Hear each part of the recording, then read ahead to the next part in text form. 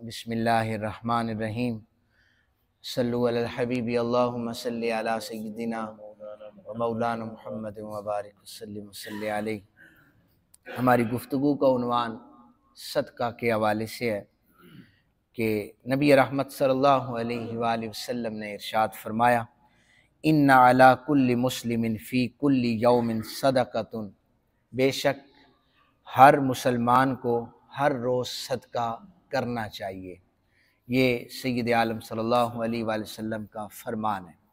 अब सहाबाए किराम रिदवानुल्लाहि ताला अन्हुम अजमाइन उन्होंने सवाल किया कि या रसूल अल्लाह सल्लल्लाहु अलैहि वसल्लम, कौन हर रोज़ सदका कर सकता है? एक सवाल था। सय्यद आलम सल्लल्लाहु अलैहि वसल्लम ने इरशाद फरमाया, तुम्हारा मुसलमान को सलाम करना भी सदका है। सदक़े से मुराद सिर्फ पैसे ही नहीं होते कि किसी को सिर्फ पैसे ही दिए जाएं।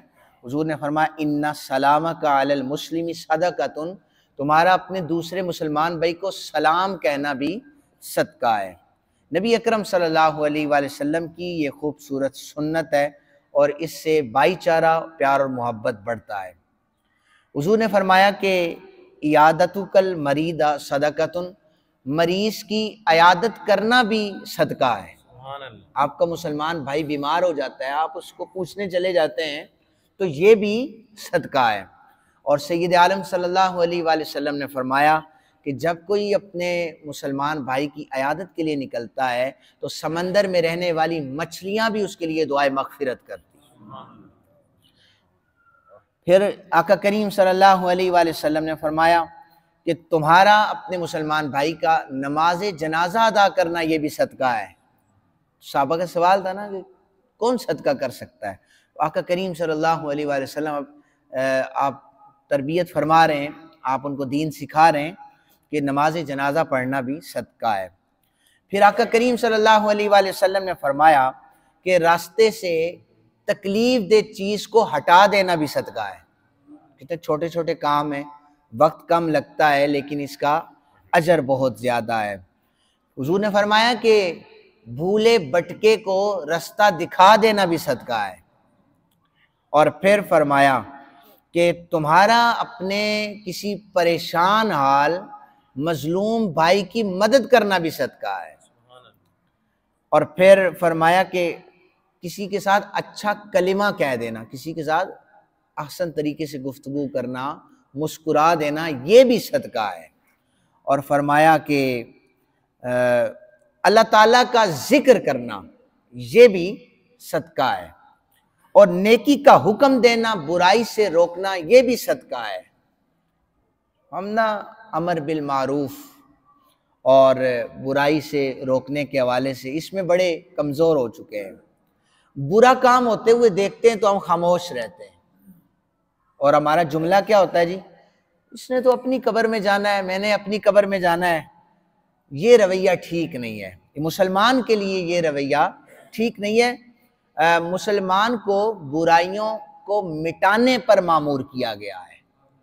वो ये नहीं है कि उसने तो अपनी कब्र में जाना है, वो जो मर्जी करता रहे। नहीं, ये अल्लाह के सिपाही हैं और इन्होंने खैर को फैलाना है, भलाई को फैलाना है।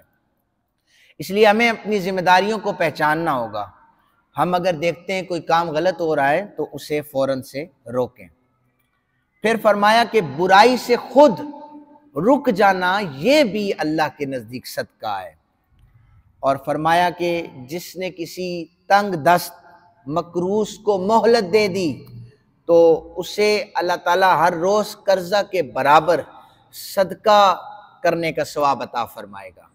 यानी एक शख्स है, आपने उसको मोहलत दी कि मैं 1 महीने के टाइम पर तुझे पैसे देता हूँ, महीना मुद्दत जब पूरी हो जाए तो उसके पास पैसे नहीं हैं, आप उसको कहते चल यार 1 महीना और देता हूँ, तो अल्लाह ताला इसका और ज़्यादा आपको अजर अता फरमा देता है।